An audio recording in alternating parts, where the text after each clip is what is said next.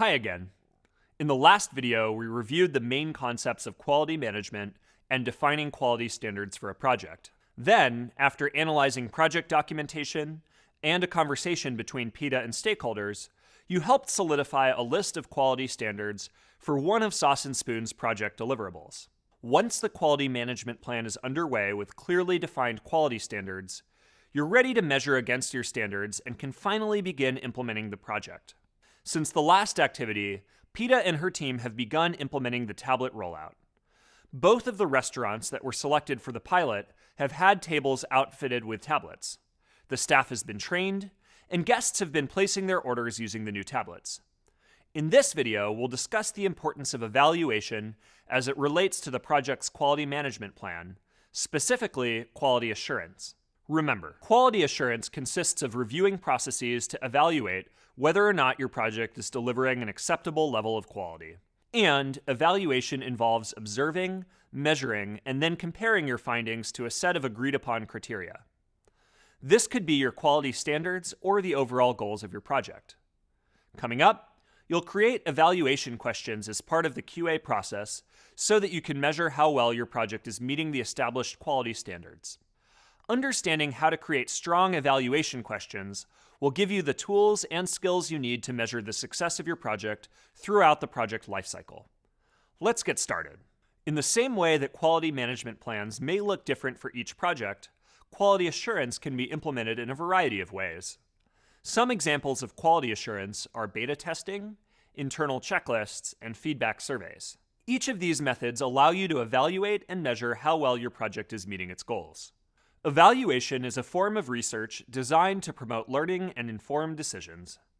It also provides accountability and helps you assess to what extent the project has achieved its objectives. When you use evaluation, you're able to improve upon, judge, and learn about different aspects of the project and the project itself. For example, with the Sauce and Spoon project, evaluation can help you improve how to implement the staff training process more efficiently.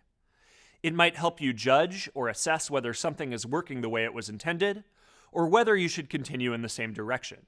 It could be that the staff had a hard time learning how to use the tablets because the touchscreens kept malfunctioning, in which case you need to assess whether or not to continue with the original launch date. You also need to make sure that the project is not creating any unintended problems, either for the organization, your team, or anyone else impacted by the project's existence. For example, you'll need to assess when the best time for tablet installation is. If you schedule tablet installation when the restaurant is open, that might create a negative dining experience for restaurant guests. By reflecting on areas of improvement and judging how certain aspects of the project performed, you learn what things made the project run as intended, how it can be replicated, and how challenges can be overcome in the future. Your evaluation may have a single focus, like identifying what needs to be improved or judging whether a project or process should continue in its current format. Regardless of your goals, your evaluation will ultimately allow you to assess all three of these areas of improvement and lead you to a better understanding of the overall success of the project, as well as its impact on and benefit to the organization. Okay, so now that we know why evaluation is used in project management, let's get into the evaluation process so that you know how to carry out an evaluation and get the information you need. In order to identify what you really want to know about your project, first articulate why you're evaluating. Understanding your why will shape the types of questions you ask about your project. This goes back to improving, judging, and learning. Even though all three of these will be addressed to some degree, certain aspects will have a more specific focus for evaluation. You can narrow down what to focus on by reviewing both the project goals and organizational goals and determining how the aspect you're evaluating connects to one of these goals. Let's discuss an example. The Sauce and Spoon project has just reached one of its last milestones, the completion of 3 key deliverables that are required for project launch testing.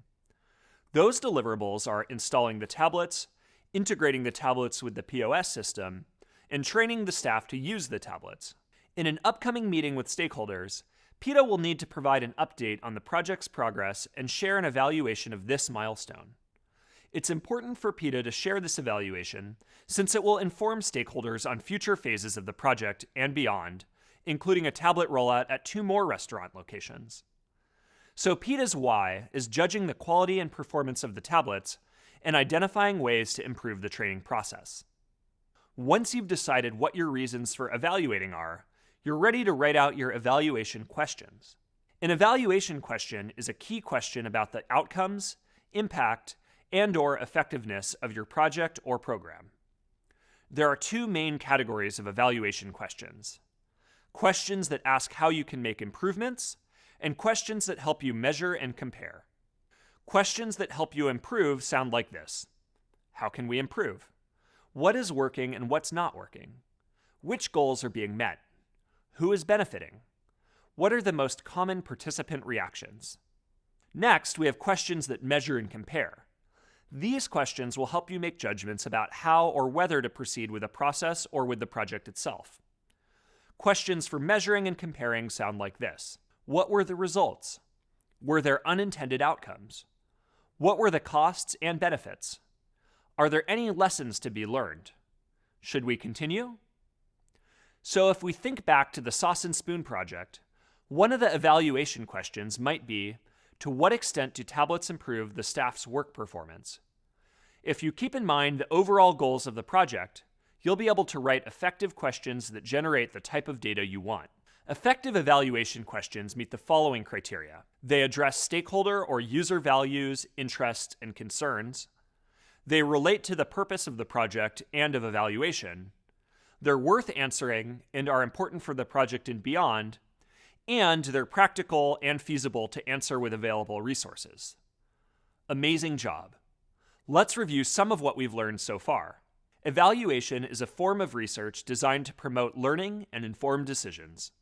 It also provides accountability. An evaluation question is a key question about the outcomes, impact, and/or effectiveness of your project, or a key aspect of your project. And there are 2 main categories of evaluation questions: those that ask how to make improvements, and those that help you measure and compare. In the next video, I'll discuss how to create evaluation indicators for your questions, which will help you focus the type of feedback that will be most useful to your project. You'll apply what you've learned in upcoming activities as you review the supporting materials and write your own set of evaluation questions and indicators. Meet you there.